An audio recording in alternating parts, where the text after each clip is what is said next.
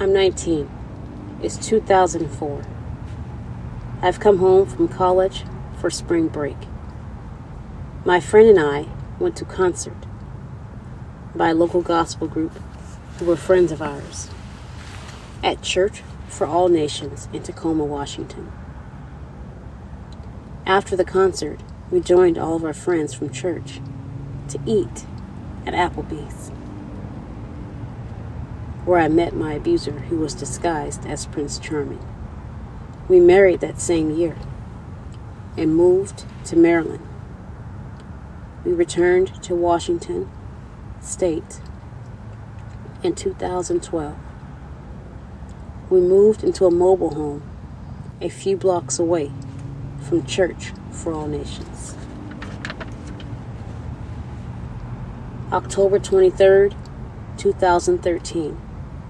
I almost died at the hands of my ex-abuser. In our mobile home, blocks away from Church for All Nations. It's 2021. At the end of the pandemic. I have divorced my ex-abuser, and I have now started a domestic violence nonprofit and restaurant. God called me to host an annual concert event, Survivor's Night to Shine, with CeCe Winans. I searched for venues all over, and we were signed, finally, with a beautiful big venue. But as the concert came near, the venue began to charge more than what we agreed upon. The day before the concert, I had to move the concert to another venue. I called a friend of mine to find a new venue. She yelled and said, "Why are you so calm? I'll call you right back." In a few minutes, I received a call saying Church for All Nations was where the concert was going to be. I alerted all the powers to be, the artists, the radio, the PR, everybody involved to get the news out immediately. God ordained Survivor's Night to Shine with CeCe Winans to happen at the same church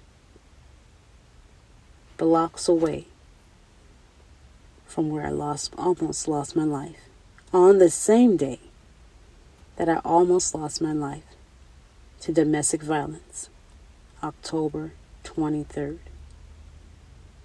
With the same artist, CeCe Winans, that I used to listen to soothe me in my abusive turmoil. The weight of God's glory was so heavy upon me. So grateful.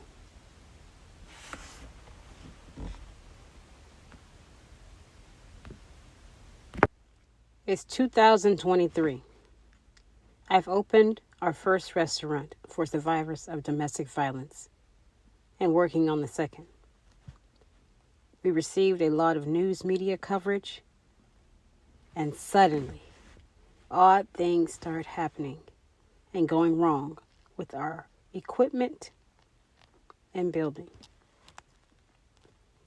June 13th, I was held hostage and abused by 2 white males in my restaurant, a space I created for survivors of domestic violence to heal and thrive.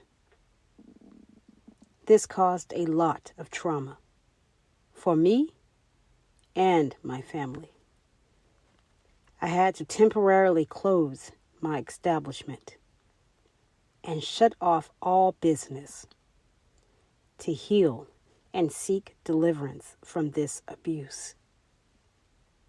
The spirit of abuse seemed to surround me like it was coming for my life.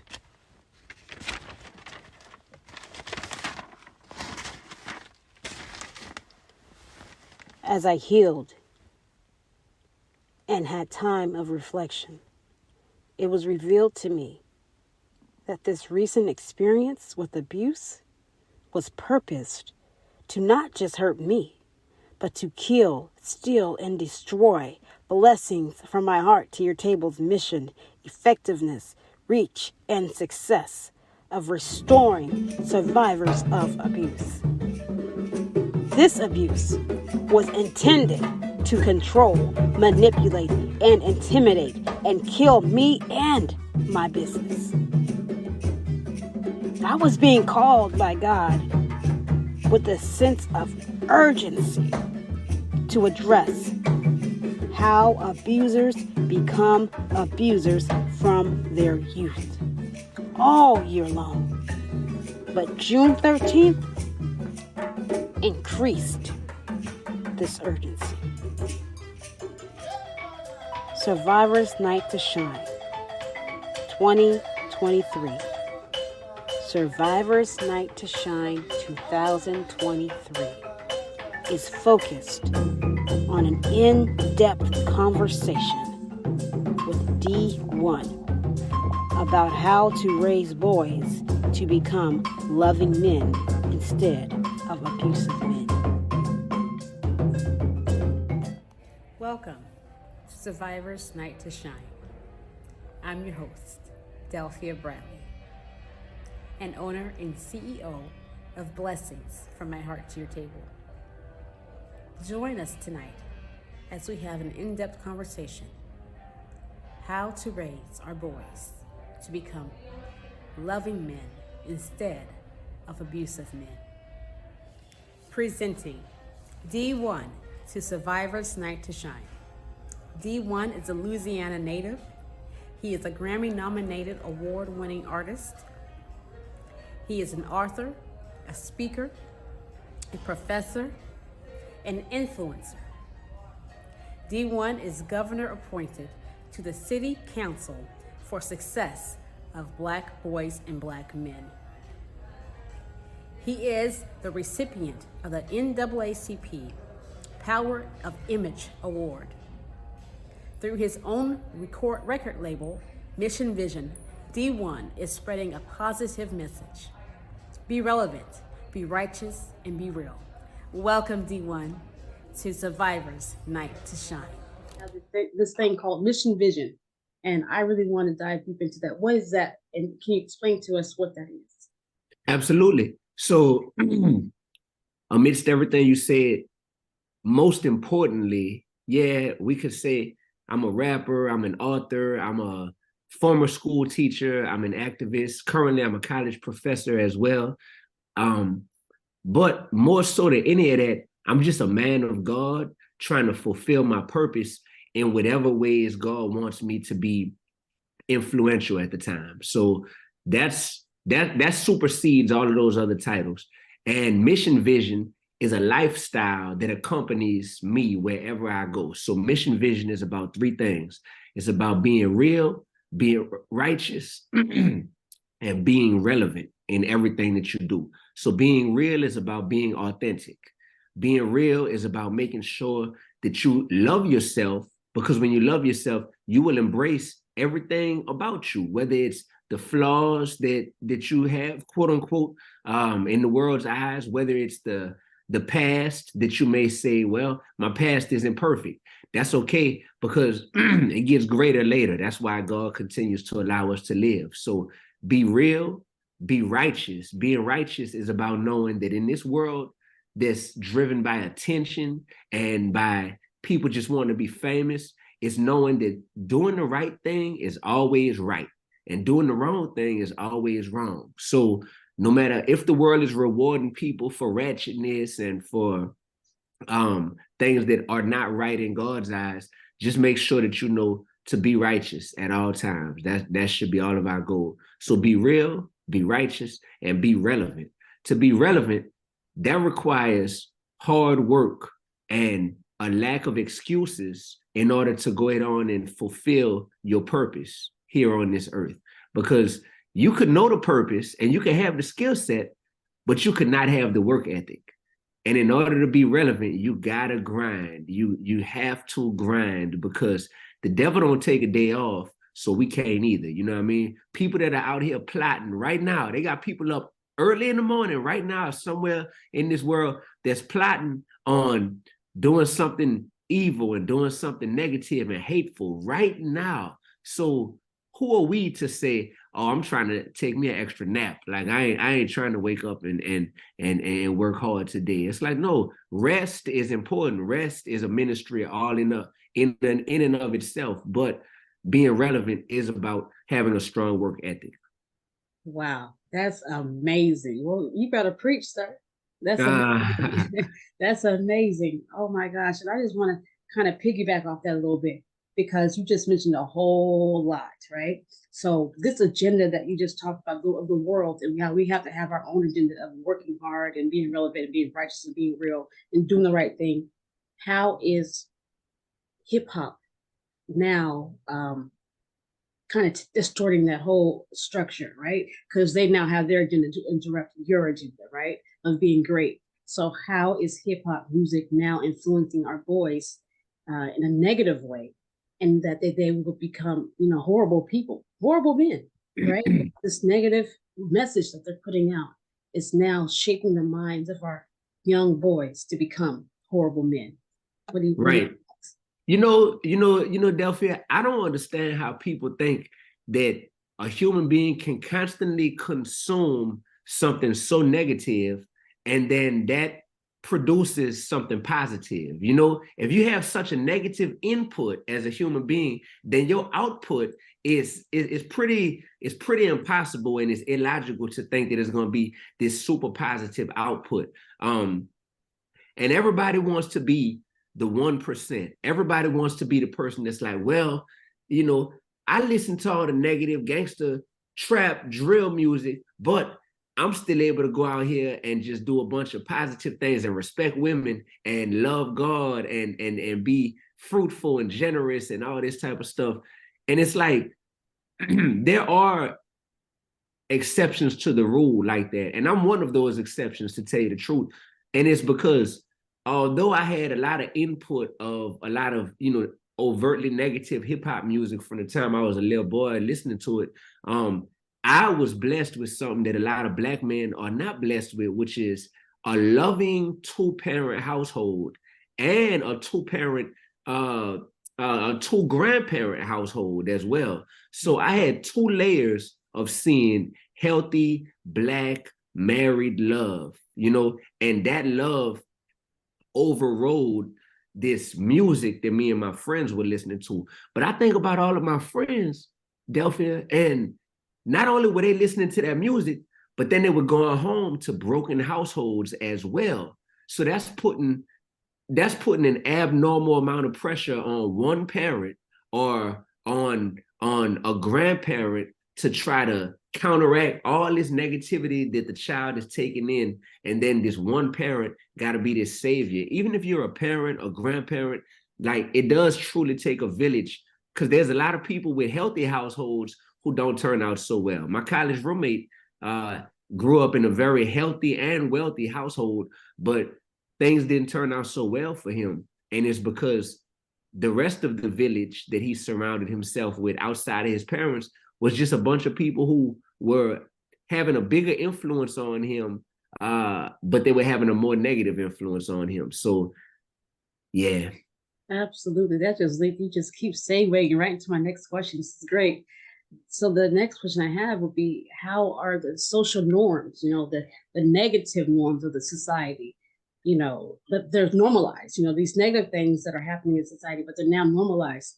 How is that shaping the mindset of these boys? Like you just said, that you can have the two-parent household, you can have the one-parent household, but you have the social norms, right? That's having a bigger and heavier impact on our boys. How is that? How do you see that play out, especially with you being a college professor, and then also you being having been was it elementary? Yeah, I was a middle school teacher, Middle school teacher. So how have you seen that played out in shaping the minds of our boys? Absolutely. So it's in Maslow's hierarchy of needs, of human needs, that we all have a need for belonging, and we want to belong to something that feels like it's loving and like it's accepting of who we are. And oftentimes that community, we find that community when we're young. So whatever has been accepted as the societal norms, these young boys are saying, well, I want to fit in more than I want to stand out. You know, when you're a child and when you're a kid, you want to fit in with the people around you. You just do. It's not until you get older that oftentimes you say, you know what?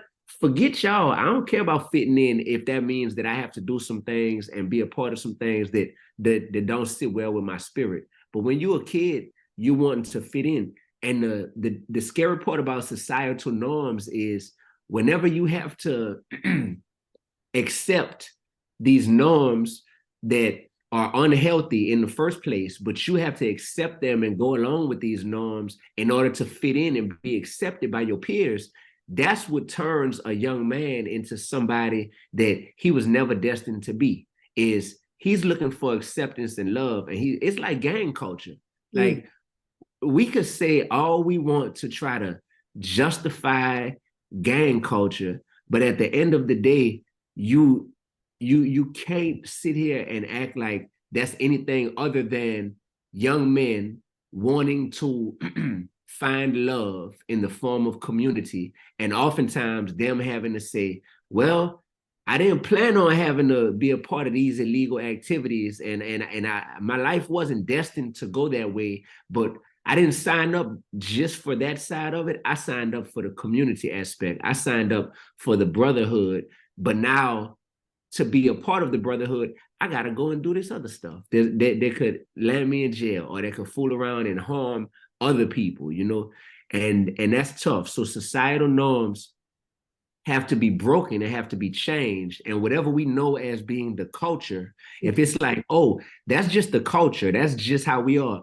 No, that doesn't have to just be something we accept. We can totally rewrite and redefine what the culture is based on what positive outcomes we want. Mm-hmm. Awesome. That's awesome. Great answer. Wow. Okay. How are women and girls being portrayed in the media?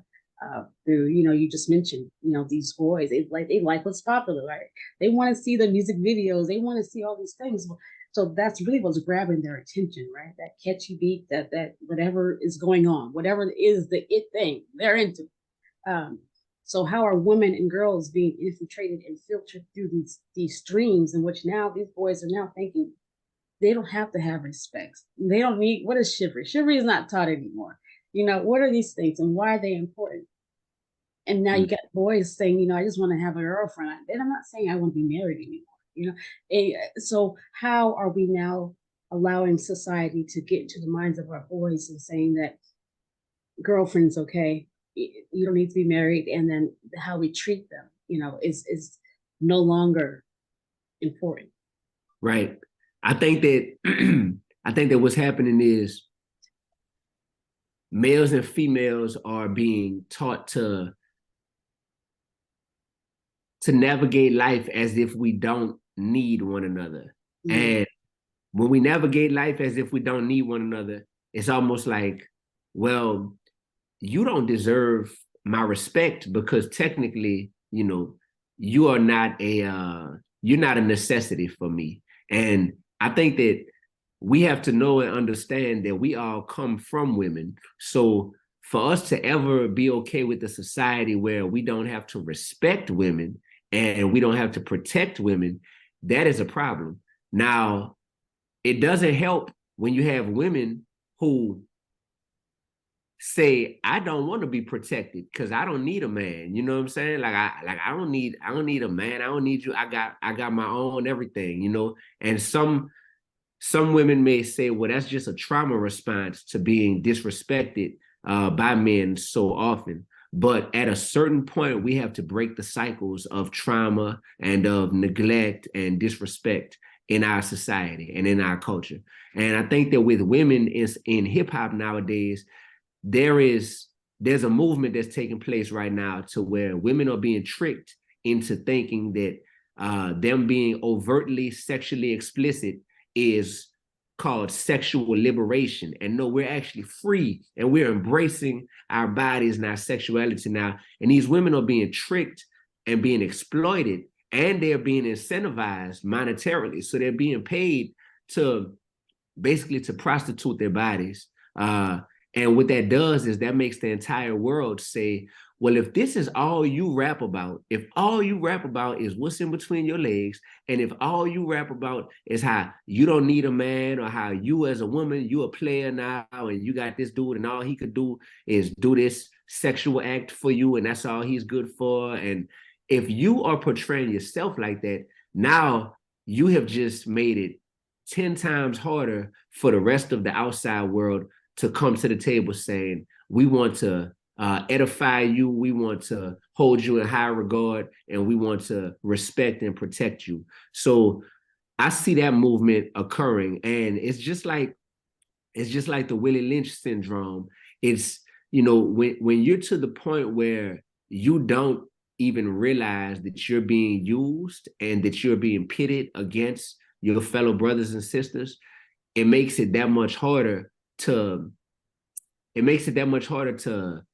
convince you that, like, hey, you were destined for greater than this, you know, because you think you winning. It's like somebody who is, I love sports. Mm-hmm. It's like someone on a team, and that team scores a touchdown, and that player starts to celebrate in the end zone, and he dancing and he doing all kind of stuff, and he throwing his watch up and all this. And then it's like if somebody on the other team is like, man, look at the scoreboard. Y'all are still losing by 50 points right now. Y'all are losing by 50 points right now, and you sitting here celebrating and doing all these dances in the end zone. Like, do you realize how bad y'all are losing? And you are celebrating because y'all made one good play. And that's what's happening with society right now.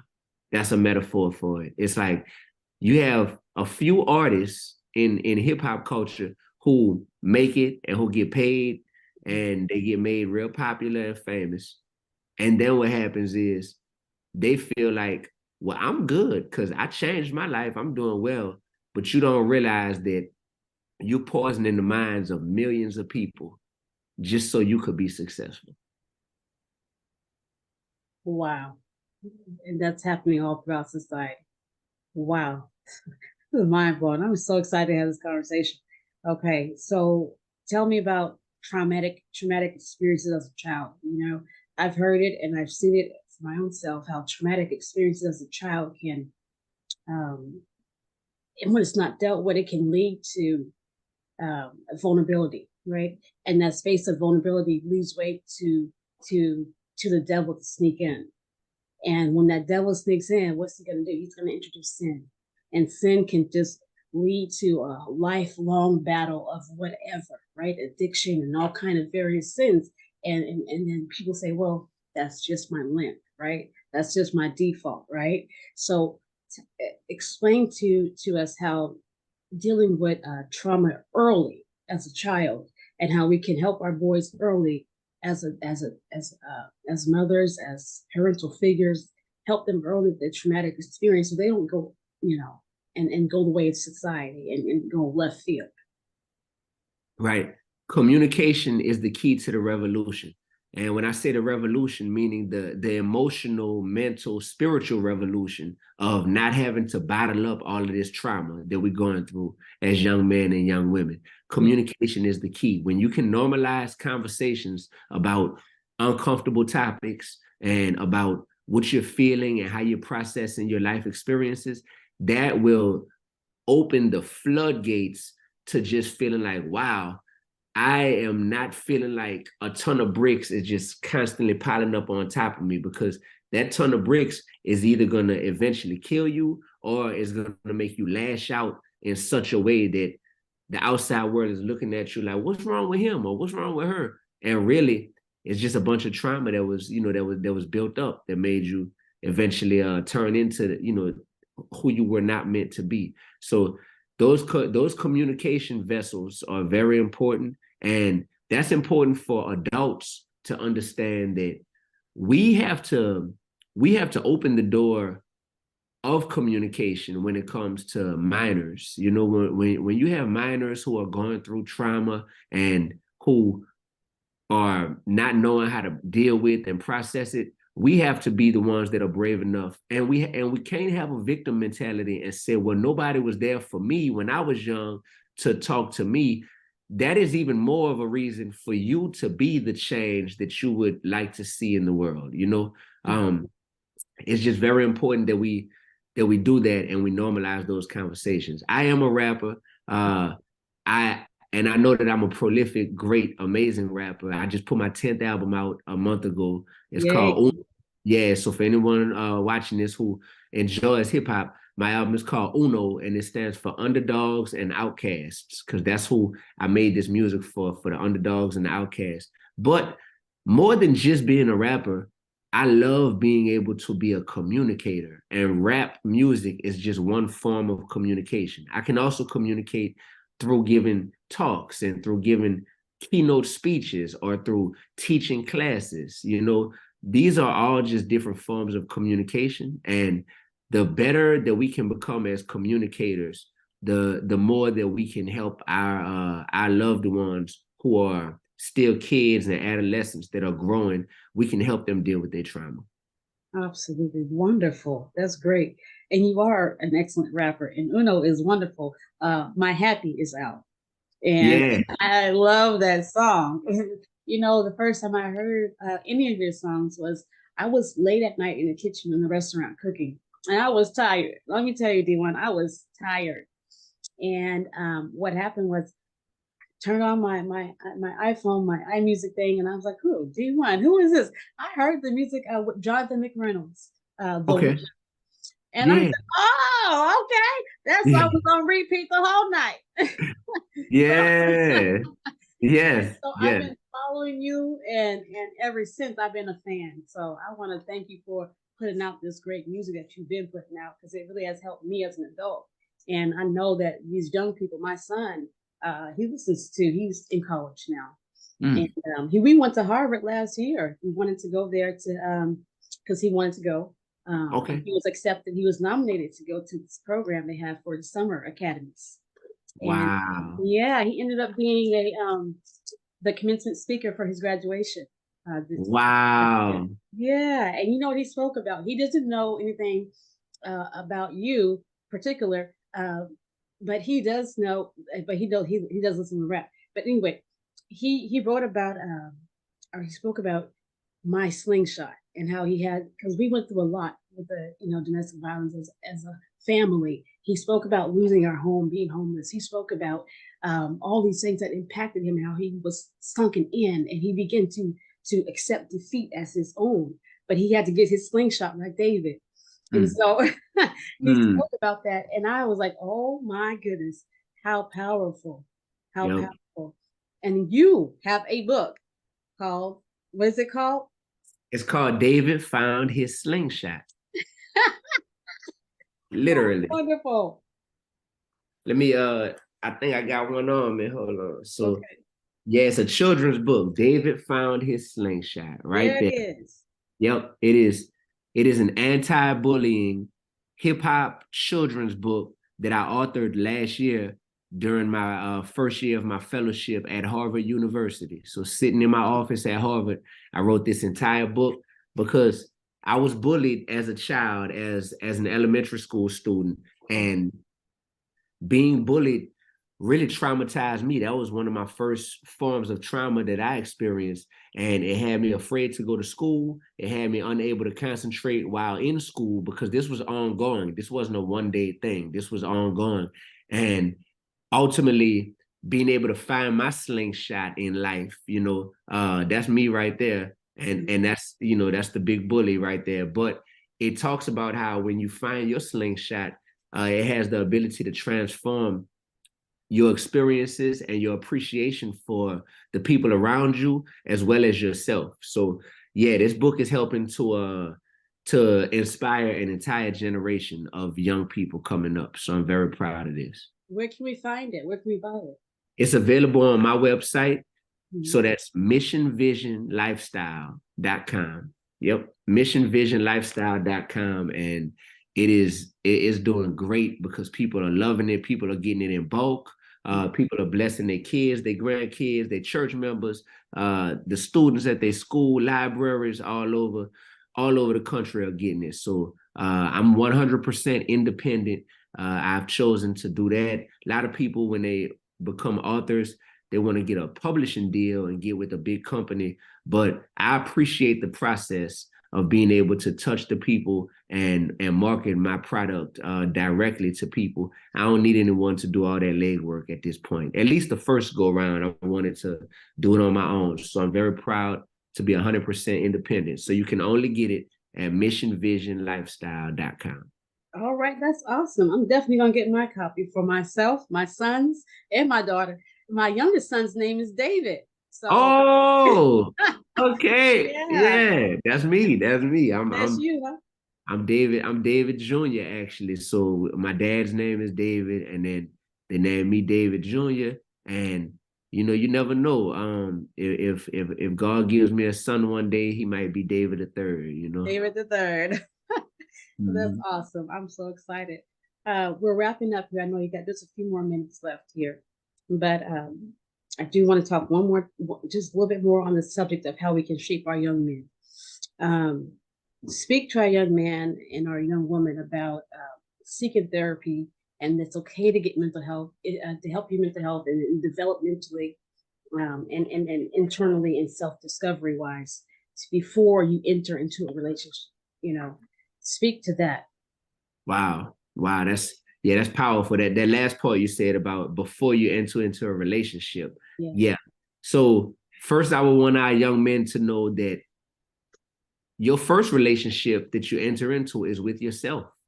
And even to be able to be fair to yourself, to be able to love yourself properly, and to be able to appreciate yourself, therapy is a great tool. It is. And I wouldn't be telling y'all that if it's not something that I've experienced on my own. So I've gone to therapy multiple times in my life. And when I say multiple times, I mean in multiple seasons of my life, like several years apart. But there's been times where it's like, hey, in this season of my life, I feel like therapy will be a great tool. And it has been. I unfortunately, about this was 2014 and 2015, I experienced real serious form of depression for about 18 months. I was struggling with it.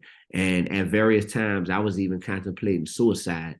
And that is that's something that I am not afraid to speak on, because I do know that therapy, along with prayer, not just therapy, not just prayer, but therapy along with prayer, aided in me being able to get over that hump and get through that depression. And I had never felt that way in my life before. So I'm I'm an advocate for the power of therapy, definitely, definitely. And I don't want any young man to feel like, well, I never been through anything that serious, D. I never been depressed, or I ain't never been, contemplating suicide, so maybe I don't need it. It's like Delphia said, before you get into a relationship with a young woman, now you have to ask yourself, okay, am I equipped to love her in a healthy manner and love her properly? Not the way that you see on TV or that you hear in music, because we see a lot of broken love that gets glorified and glamorized because somebody makes a catchy song out of a very broken situation. Just because the song is catchy and the song is popular, a lot of these situations are very broken, and we shouldn't be learning from that. So if you need to have a healthy love, like, I will say that I think I had gotten to the point where I kind of became addicted to dysfunction in relationships. And I was like, wait, if it's not dysfunctional, then it seemed like it's boring. It seemed like it don't have enough spice to it. And that's something that therapy had to help me with, to where I had normalized dysfunction, unfortunately, in my life. So it's just things like that that can really help you. So for all the young men watching this, absolutely, man, go get you some therapy before you fall in love with the woman of your dreams, because you don't want to fumble the bag, bro. You don't want to find her and be like, this is it right here, but then you're not equipped to love her the right way. That is powerful. That's an excellent way to end this wonderful conversation. Thank you so much, D1, being a part of this interview process of Survivors Night to Shine, helping how to raise these young men into brilliant, beautiful, loving men. Thank you so much for your Of time course. today. Of course. And shout out to whoever that is in the background. What's That's up? David. What's up, David? What's up, bro? What's up, baby? David, that's my name too, man. My name is David. You're part of this now because I told him. Say Yeah. hi. Hi. How old are you? 8. 8 years old. Wow. I love. Watch this. I'm gonna show you a picture of me when I was 8 years old. Hold on. I like that age. I had a lot of I had a lot of fun when I was 8. Let me see. Let me see if I can find this picture. Hold on. Yep. Hold on. I don't want to waste all of y'all time. I gotta find this picture for my man David, just to show him. Let's see. Yeah, 8 years old. All right, let's see. Um, let's see. You would think that I would have all my pictures just on deck. Ah, there we go. That's me. Look at me, bro. That's when I was 8. Yep. You see, I was missing some of my teeth and everything. Uh-huh. Yeah, we kind of look alike, man. We kind of look alike. Yeah. A little bit, yeah. Good to meet you, though. You like rap music? You listen to rap? Yeah. You gotta go listen to my music, bro. You know I'm a rapper. He was been searching you up all last night, so he was on your YouTube and Instagram. Okay. Good. Yeah, you gotta check my music. That's cool. All right then, cool. Well, y'all have a blessed day, and it's been a pleasure to speak with y'all. I gotta take me a picture of y'all. Boy, hop in the picture. I'm gonna take a picture of us right quick. Ready? 1, 2, 3. Yeah, I see you, David. All right. All right. Thank you, D1. You be blessed, sir, and you continue blessing us. All right, Delphia. Much love to you. All right. Bye-bye.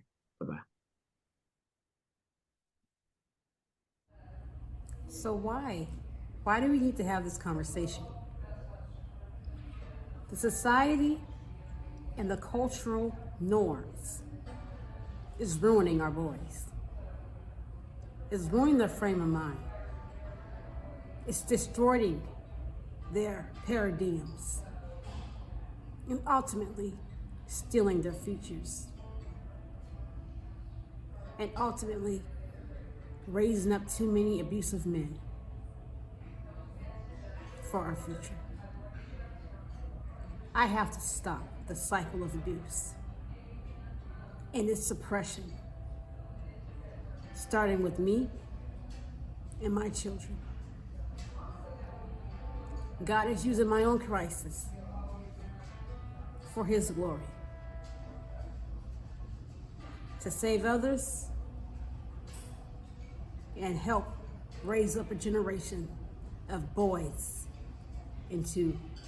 that will become loving men. I'm just a vessel for God's use. We cannot just sit around and let things happen. We must change the way we raise our boys. We must change the way we teach our boys, the way we speak to our boys. We must change what we expose them to and who we expose them to. We have been tremendously blessed to have D1 share his wisdom and add value to our conversation. How to raise our boys to become loving men instead of abusive men. Thank you so much, D1, for joining us this year. Survivors Night to Shine is happening all month long until October 30th. Please continue to donate. Share it with your friends, your neighbors, and your family. Thank you all for attending tonight. Survivors Night to Shine. stopping the cycle of abuse. Good night, everybody. Remember, we want our boys to be mentally healthy. Whatever we're saying to our boys and emotionally stable, they're hearing it as a man.